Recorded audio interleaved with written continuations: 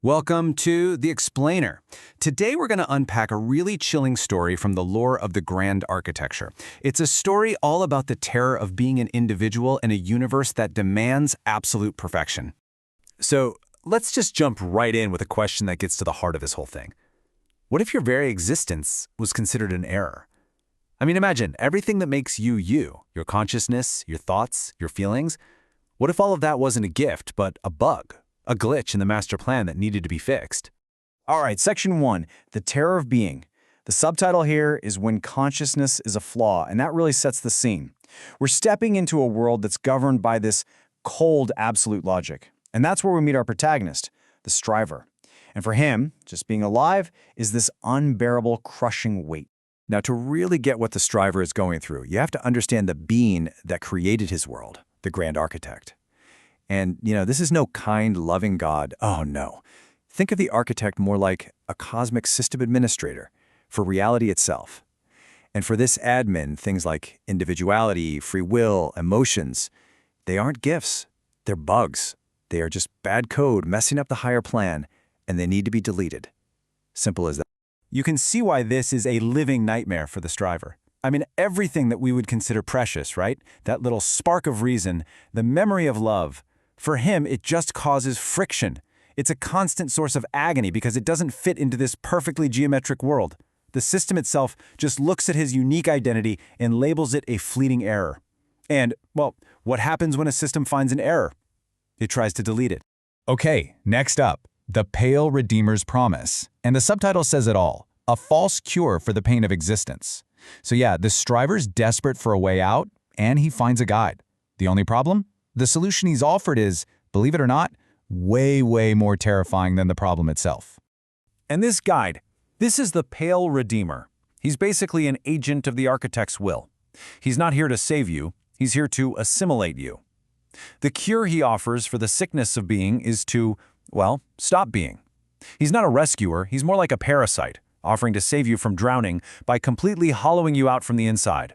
And this chart just lays it out so clearly. Look at the difference. Traditional redemption, that's about washing away sins, saving the individual, offering freedom and grace. But the Pale Redeemer's cure is the complete opposite. It stains and binds your soul. It erases the individual. This isn't freedom, it's totalitarian bondage, a total perversion of the entire idea. And here's the sales pitch, straight from an agent of the Redeemer, called the Whispering Seraph. Your thought is a bug, and your individuality is a flaw that prevents you from reaching spiritual enlightenment. Just let that sink in for a second. It is pure spiritual gaslighting. It's reframing self-destruction as the highest, most noble path to peace. So how does this total erasure actually happen? It's not like you just, change your mind. Oh no, it's a ritual. A very specific and frankly horrifying process designed to methodically dismantle a person. Okay, so check this out. It's a four-step process. First up, the Eucharist. The Striver drinks a blood that doesn't cleanse him, it stains and binds him to the Redeemer's will. Then, the crown. It's a crown of roses, but it's not placed on his head. It's wrapped around his actual physical heart. Step 3, the mark. Those thorns seal the mark of the anti-God right into his core for permanent control. And finally, the filtering.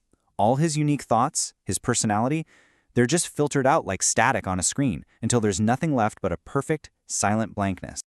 And here's the core promise that sells this whole thing, from a philosophy they call the gospel of the belly. It's this twisted logic where total annihilation is presented as the ultimate form of serenity. I mean, it makes a dark sort of sense, right? You can't feel pain anymore if there's no you left to feel it. So this whole process has a name: striving deconstruction. And it's so important to get this right. This is not about healing. It's not about improvement. It's about converting a living, thinking person into raw data. Nothing more than food for a cosmic machine. So what's the end result? Where does this all lead? Well, now we finally get to see the grand architect's chilling vision made real, the perfection of a mindless whole. He's saved from his pain, sure, but only by ceasing to exist as an individual. He's been recreated as a mindless duplicate, a perfect copy with no original thought, no soul. He no longer feels the terror of being because, quite simply, he is no longer a being. This analogy from the source material is just perfect. Think of the old world as a library with millions of unique, messy, conflicting books, full of life. Now imagine burning all of those books to the ground and using the ash to build a single, massive, blank stone monolith. That's the Silent City. It's flawless, yeah, but it's also completely empty and meaningless. All the stories are gone. And so this new nihilism is complete. You have a single unquestionable truth because there's no one left to question it.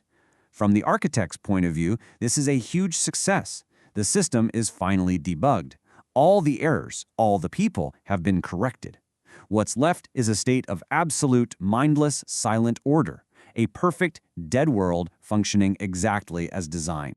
And that's really the question this whole story leaves us wrestling with, isn't it? Is a flawless system worth the price of the individual? It's a heavy one, and something to think about long after we're done here. In the quest for perfection, what's the value of a single, flawed, thinking human being?